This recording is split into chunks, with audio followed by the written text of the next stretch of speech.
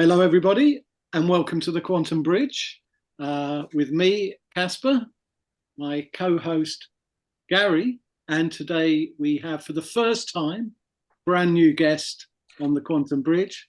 So we're both really pleased about that, and I'm going to pass across to Gary for introductions and so on. So over to you, mate. Well, firstly, welcome to the show, Jane. So it's lovely to have you here today. Oh, I, thanks.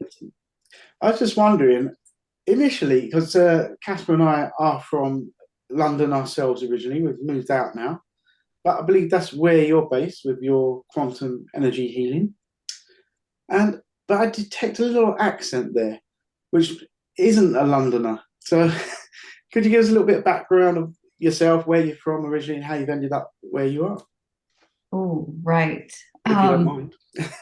So I was born in Wisconsin, the US up by the Great Lakes, in Milwaukee. So Laverne and Shirley and the Fonz for my generation. Lots of beer. So I grew up there.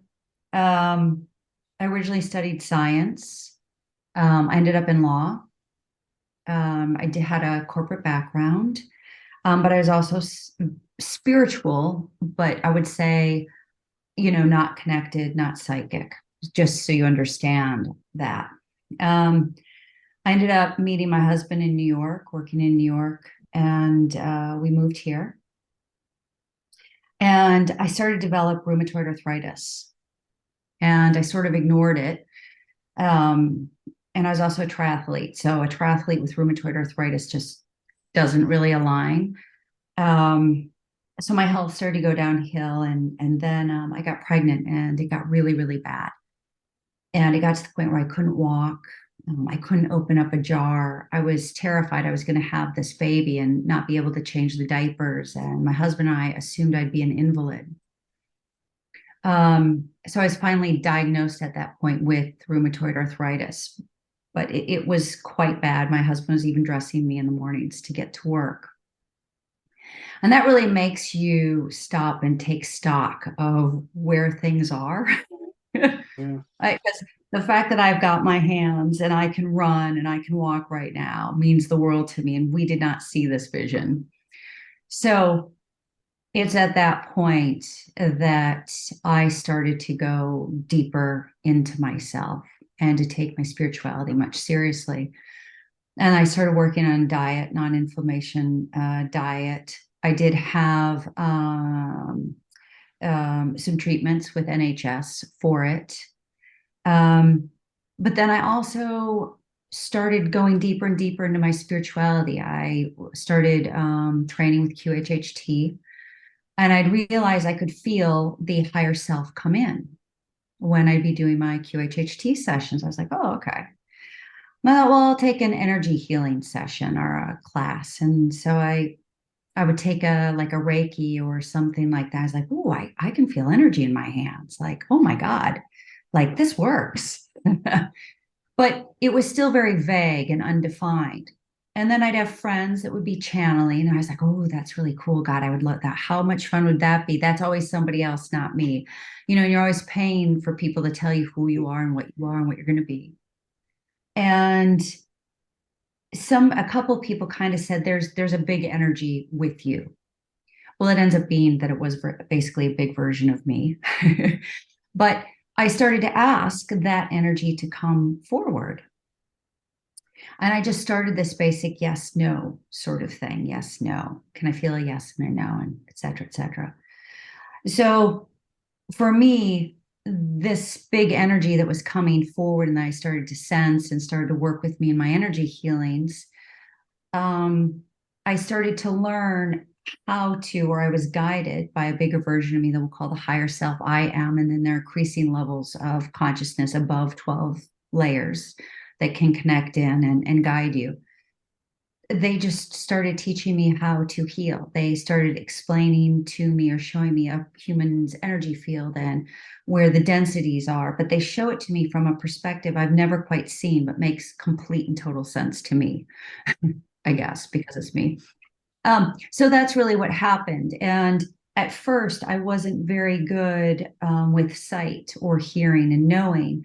But then it started to get, the more I was clearing myself, the more I was aligning with the higher and higher frequency versions of myself.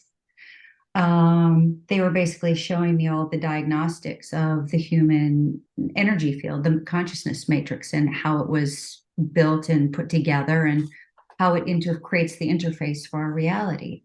So And this was better than you got at the NHS, then, right? you know, you say that, and I do feel very strongly that everybody has a different level of consciousness at any particular time. And sometimes you can have spiritual beliefs and work in energy, but you don't have complete and total control and interface with all of your consciousness. And so you can't cure cancer in an hour or a day. So from that perspective, I do think working with allopathic medicine, or like an MD or a GP, as you call it here, you need to dovetail until you're ready to be on your own. So I do recommend making sure you have what you need at whatever level of consciousness you're at, by the way. Can I just ask, Jane, at what point did you come to the UK? Were you, I might have missed that just then. Was that when you were pregnant, and after this diagnosis was all becoming very real? When did you come across, or were you at that point sort of pulling out of, which obviously you've managed to do, which is utterly incredible and a beautiful thing. Can you give a sense of sort of timings around how and when all of this was taking place, and your physical location? Right. So I was in New York and very much into my career. I was having problems with my feet, but I just took painkillers and kept running, and like just pushing through it, mind over matter. And my husband's secondment was over. So he said, I'm going back to the UK. And I said, I'll see you later. He said, you come with me. So we sort of worked that one out. So that's why he's my husband.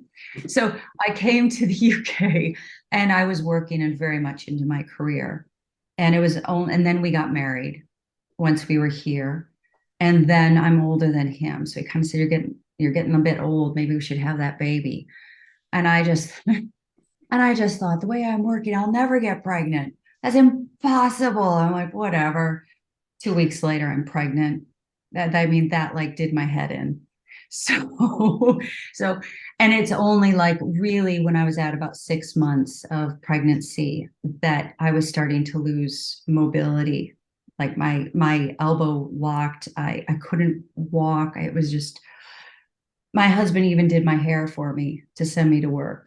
And that's when I was just like, okay, something needs to change.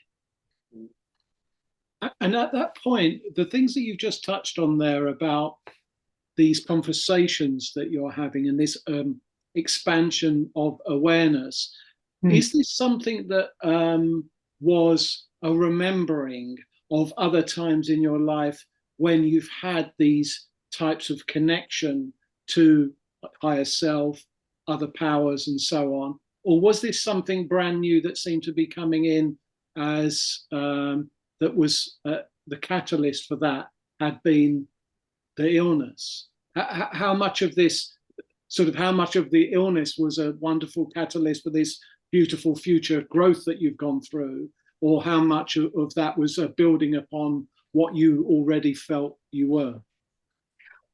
I would say it's a catalyst, because at that point I was still reading other people's books, hoping someday to be like them. And interestingly, the way they show it to me, when you have these kinds of stringent physical manifestations that are this extreme, whether it's rheumatoid arthritis, cancer, whatever, and they all represent something different energetically, generally speaking, it's when you are out of alignment with your higher levels of consciousness, and more importantly, you as an expression of source. So it's when people are cutting themselves off from who and what they really are that they're able to manifest illness in such an extreme form. And at that point, was there I know that you were in an extreme time where obviously you wanted a way out, not least because you've got a family, and you were obviously incredibly active as a triathlete and so on, and doing all of these physical things. But would you say that you still had some? Was there a sense that I can't immediately engage with whatever this is I'm now in contact with because this is all a bit odd to wacky, weird, or whatever? Or was there an immediate openness to really engage with this channel that you were finding yourself sort of speaking with?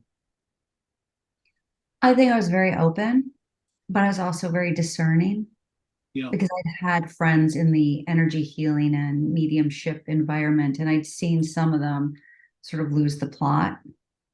So I was always very careful about the frequency, the level, and I've always only connected with versions of myself, and when I'm healing, I'll bring the client's higher self, I am source frequencies in to work, and that's it. Because what I found is a lot of people will often bring guides or this or that, and the guides haven't been vetted appropriately, and that creates inner guidance that isn't helpful. So I really align. And if another energy comes in, I'll be like, okay, thank you, thank you, thank you for the information. Then I'll go to my higher self, I am, my whole soul lineage, and I'll be like, okay, what does this mean? Do you agree, disagree? What do I need to know? Okay, I'll keep that. I'll get rid of that. Sometimes an energy will come in and I'll be like, no. And I'm just like, no access granted. So yeah. A couple of things just quickly, maybe Gary wants to jump in as well. So that for me, there's a few things going on there. There's one, the overcoming, which you obviously have to an incredible degree, the health issues that you had at the time. Then there's the whole thing of you had a career, by the sound of it, a corporate career. Then you've also got a child now coming into this picture. You've moved to another country. There's a huge amount of things that are happening there. And then out of that, I'm presuming that at some point, which we're yet to see, you actually realized that you wanted this as a career, to actually be involved in healing and helping people to align with their own power and all of those things. Where are we at in all of that? How quickly, for example, did you start to become healed? What was happening in terms of your job during this period?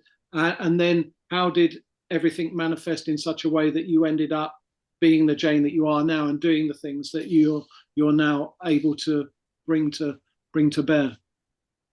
That's fair. I'll try to distill that. Yeah, please. I'm sorry for the length of the question. No, it's okay. I think I should. So what I'm doing now is what I've always wanted to do. What I should have said is, when I was younger, I wanted to go to med school and get an MD, but also be a naturopath and get an ND. And I studied biochemistry, biophysical chemistry, molecular biology. That was all my thing.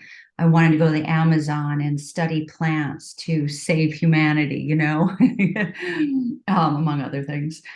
It's more as a result of going through the system and watching medicine in the US change that I thought, this really isn't for me. And also I'm not into like needles and cutting and this and that. So it just I wanted to be a naturopathic GP. That's really all I really wanted to be. But because of the US system, and I won't get into it, it was just clear it was going to be 8 years, loads of debt, and I could practice in a handful of states. And I thought, I'm just going to do something practical. And there's a story in that as well, but I'll pass over that. So when you say, how did I go from corporate to really embracing this? Those beliefs were always in the undertow, but I'd not tapped into kind of this ethos of feeling and relating to energy and being so guided, directed, and having things explained to me in such a manner. So one of my aspects that I connect into is the founders of like the feline Lyran race. So they show me how the whole consciousness structure was created, why it was created, and then how all the distortions manifest on collective consciousness of a galaxy, within the galaxy, collective conscious solar system, in the solar system, planetary, physical body, and then your identity and all your individual incarnations in an individuality and how they're templated generally in the energy system. So that I think is like super cool. So, and even more cool, no offense, than being an MD or an ND, even though I think that would be amazing as well. So I think I just sort of got dovetailed into where I was supposed to be, the long route, circuitous long route, but I got there. And while this was happening and that transformation or that ability to be and express your authentic self on those manifest different levels, while all of that was happening in terms of your actual health, because you were up against something that, you know, literally had been and was crippling for you, how swiftly was that? And also, not only how quickly was that happening as part of that, how much of the healing that you were receiving and able to tap into, was that, again, another catalyst for you to say, I want to be able to share this with the world, with other people, and so on. And finally, was that also a message that was coming to you that you absolutely must now do this? Was there a trade there of any kind of, look, you're now well and you shouldn't have been, but you've got to go and do this? Or was it much more like the way that you will now react to that automatically is to try to share that beautiful healing energy with others? How did that all happen? So it's interesting the way you phrase these, your comments and your questions. The first thing I want to say is every human has free will at all times. So I always had free will, and I still even have free will. They'll say you have to make the choice of this. If this is what you always have to, even when they put something in front of me and they say, you know, you're going to go this way, you have to make the choice that this is where you want to go. I'm never traded. I'm never this. That is never an experience I've had. Is always free will, always choice. And no energy working 100% in alignment with love and light and love of source would ever violate free will or your energetic sovereignty. Okay, just to start off. Also, when it comes to healing, in the beginning, I did not have the skills that I have now. So I had what they call a biologic infusion for my rheumatoid arthritis, and it was brilliant. Now, most people have to have them once every year or so. I had a set, and then I went for 9 years. Okay. So I was able to kind of keep myself aligned and healed. Interestingly, then it was triggered again for various reasons. And I did have to work with it. I mean, I worked with it energetically, but I wasn't working at the levels of my consciousness that I needed to heal it. It pushed me to go higher in the levels of consciousness and the templating and the wounds that can be held there. And I finally capitulated and I went in for another biologic infusion. So I had one, you know, say 10, 11 years ago, and then one maybe a year or two ago. So, and that has, when I say sometimes it's important to know your capabilities and make your choices, I've made the choice, even knowing what I know and what I can do. And I would sit there and go, is this right? Isn't this right? You know, and they say, you know, it's okay. You know, there's no right or wrong. We work with what we have and your choices. And they've always said anything that's been done can be undone.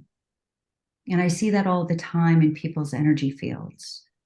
You could think like you just messed it up big time. And they'll be like, no, it's fine. Might take a little bit of work, but we'll get you back there. Just take the time, keep your focus, stay dedicated, and you'll be back in alignment. So I'm saying that also because sometimes I have people with stage 4 cancer come and they want to heal themselves in one session. It doesn't work that way. And sometimes it can take many sessions. And sometimes people say, well, I'm not going to get surgery because I'm going to meditate it. I'm going to use meditation. I'm going to heal myself. And it is possible. It is possible. They can heal anything instantaneously. It's the limitation of the human and the human mind. So, and what we're capable of, because they can move the sun, moon, and stars for you. They can completely heal you. And when I say they, it's the big version of you whole, as oneness from within, completely aligned as an expression of source. You don't have illness then, right? And they can heal you, but it's like, how do we stop ourselves? What are our beliefs, our emotions, our perspectives? They're only our limitations.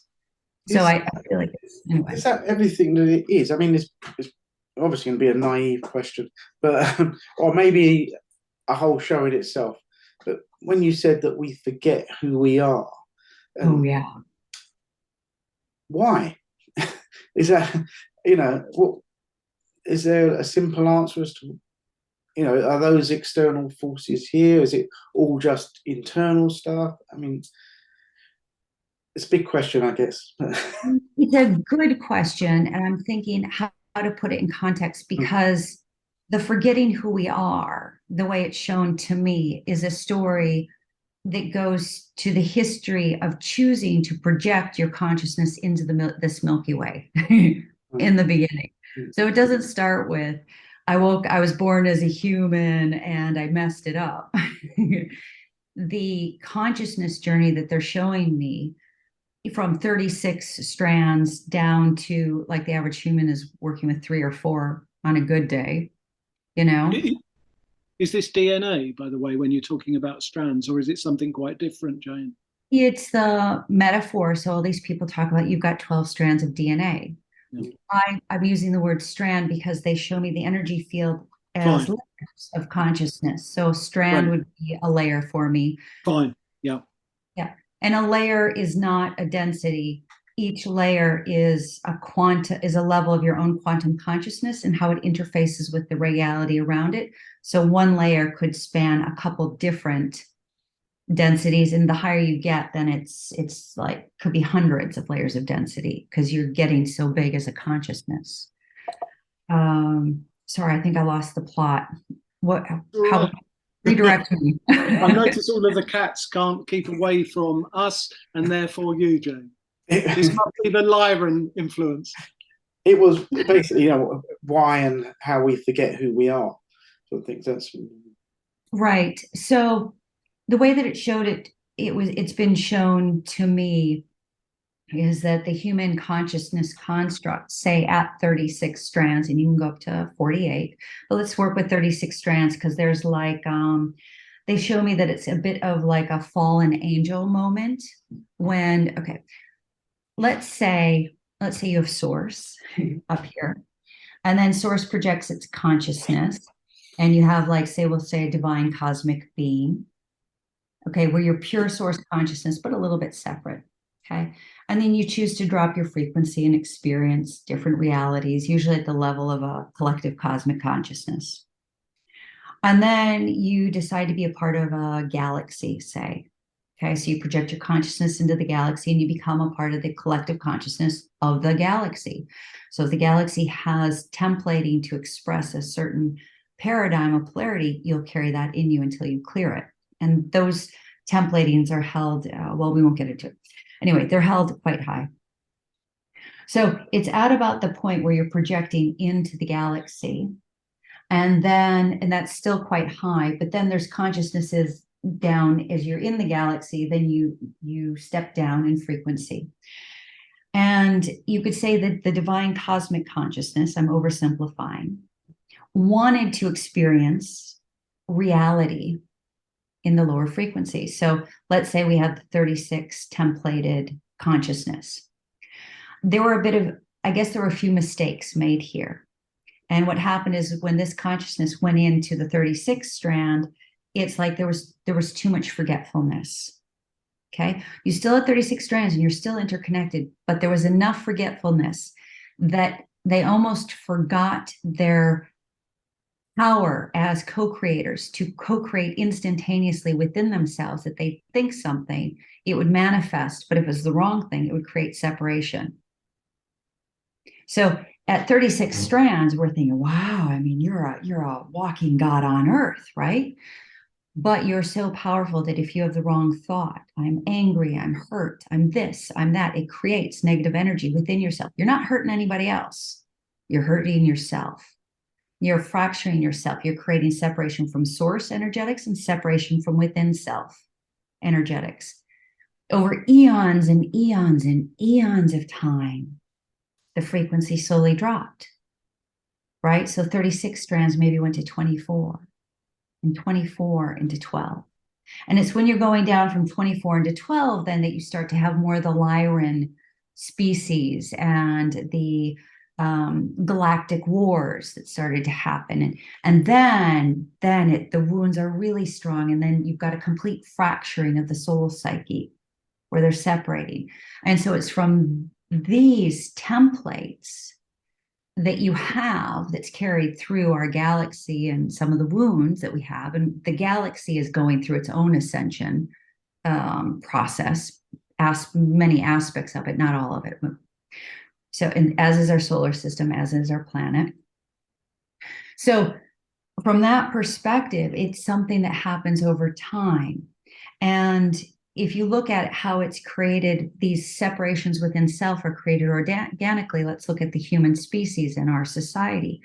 You have societal values and perspectives of the collective culture, consciousness. You have familial traumas. And then you have your own wounds that you create just by thinking, feeling, being, and doing. So if you think that you're born into a 12-layered consciousness with the potential, but from the day you're born, you're taught, one, you're separate from source. Maybe you're not good enough. Maybe you're not valued. There's not unconditional love. So then you have to learn about love. If you can't love yourself and you can't love others, that's shutting down access to higher frequency aspects of self. Yeah.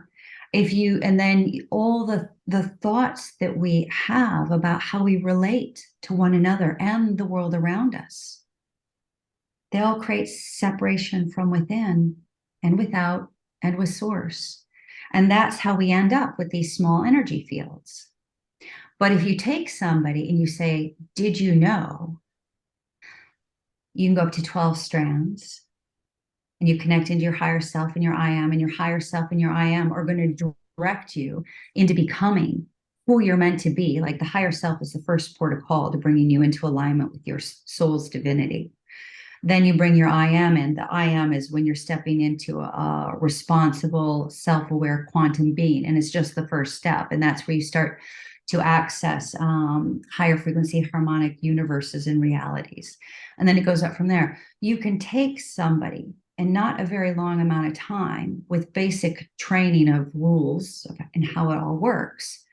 And so long as they stay on point, they'll start waking up and activating and stepping into their I am, their first 12 layers very quickly. So when they say that humanity will wake up in the blink of an eye, all it takes is getting some of this knowledge out there about who you are and what you truly are. Because at 36 strands, what appears to happen is that from our perspective, there's an interface with like your divine cosmic identity. And so it's like a reverberation of your soul frequencies through like the human conscious, through the physical body. I don't know at what point we disappear. I haven't figured that one out. I know everybody's like, oh, you disappear. Nobody can see you when you're 5D. I haven't really figured out the interface of those beliefs and stories or realities and what they show me. But when I figure it out, I'll let you know. Anyway, I hope I didn't make that too long. No, not at all. That was incredible. And this thing of opening up and sort of having these breakthroughs or the peeling of the onion, so peeling layers away, whatever the metaphors for these, I think the ability that you have to articulate it, but also energetically put across the potentiality of breaking through each of those layers, I hope that resonates as much with our audience as it did for me while you were talking through that. And that might be to do with certain experiences that, quote unquote, I have had, whether there is one or not. So I thought that was an exceptional explanation, actually. Oh, thank you. Jane, out of that, because that has given some context to how you might work with people and what you might be doing to help them bring themselves into alignment ultimately and connect them to those higher aspects of themselves. Can I, for both Gary and I, can we get a sense of sort of, again, a rather more banal example of if somebody comes to you for a type of quote unquote treatment, is this effectively somebody laying back, listening to you talk to them? There's an energetic transfer. There's a sort of almost hypnotic element to this, although that's not really the word I'm looking for. And is this something very much about a type of relaxation and having certain modalities presented to the person you're with that are directly addressing whatever they feel is their out of alignment or ailment at that time? Is that the sort of way you work, or am I completely missing other aspects of what you're doing when you're bringing somebody back to a level of wholeness? So when a person's consciousness is being cleared, reactivated, aligned, and brought together, it depends on the level of consciousness that the person has, the experience that they have. I'll talk about a more advanced one, then I'll go to the beginner. A more advanced one, it's more proactive, and we work together because one, you only get a free pass so many times before the client's higher self is going to step in and make them be proactive and learn how to work within their energy field. And also you have to authorize everything. Nothing is done without complete and total authorization and understanding. So more advanced, proficient people, and it doesn't take too many sessions, will be working with me and we'll be working together, and they can usually feel things. And so those are lots of fun. When somebody is first coming in who has never had a session before, or even Reiki or something like that, I usually have to spend a little bit of time first talking about their energy field and the information they've brought forward for me, their higher self, my higher self, about what they need to grow, where they need to grow, or what types of energy blocks they have. Usually it's presented in a very high level, but it's important that I have them come in and I teach them how to hold at least the vision of themselves as their higher self I am. Because if they don't envision themselves with 12 layers at a minimum, we can't do the work, right? So if somebody comes in and they're only human and they want to be passive and they want like a Reiki session, but their consciousness is only up to like 4 layers, maybe they've touched 7 or 12 for various reasons, that's all we can work in. If they perceive themselves 1 through 12, including higher self I am, then we get the first 12 layers that we can work within and continue to rebuild. And then I'll ask them to authorize from that perspective this type of work that we've talked about. And I ask them to authorize it as broadly as possible for their highest and greatest good, and the highest and greatest good of all, so no harm is done. So that so that what we don't know is covered for their highest and greatest good, right? So if I'm working with somebody and say it's like a block on the heart chakra, and I say, okay, heart chakra, 4th, 5th level, there's a blockage, this type of experience, yada, yada, yada. And they're like, okay, you can heal the heart chakra. The thing is that the way it's manifested in the body, in the energy field, is it could be often divine feminine, it could be in the cosmic gateway and the cosmic sun star, a little bit of feminine wounding, maybe the right knee hurts, maybe sacral chakra, maybe we've got stuff going on in the stellar gateway because there's some solar damage. So you have to know that when you're working with your higher self I am for your highest and greatest good, you kind of have to give them, they know more than you. They see more than you, not to hem them in. You see what I'm saying? Absolutely. I'm conscious that we're getting close, unbelievably, actually. It's flown by to our allotted time for this sort of overview section. I think we probably need to revisit and capture some more material for this and from this that we can then use as a basis to go into those other aspects, because as Gary and I are keenly aware, we're scratching the surface with you here, Jane, and this is a huge and galactic journey that we might go on together. So I want to say thank you very much. I'm sorry that it's always like this because we tend to keep these shows rather short. I think that was a lovely first step towards that overview, and certainly energetically it felt great. So thank you for that. And I do want to ask you to consider coming back and expanding on it with us. But as a first sense of what you're about and what we're going to seek to do together, which is to bring this information out more into the world. Hopefully, we've made a good go of at least doing that. You guys, I love and adore you. I think you're awesome. I love what you're doing. Everybody should follow you. I'm going to watch your other shows. I can't wait to meet everybody you're interviewing. And that's so incredibly kind. Yeah, we have to say that this, for both Gary and I, is an amazing journey, not least because of the wonderful comments from the external audience and because of this beautiful network of people that we're building up together and souls that we're bringing together. So for you to say that means a lot. Thank you. Yeah. Thank you. Anytime, guys. Thank you. All right. So for now, from the Quantum Bridge, thank you all and goodbye.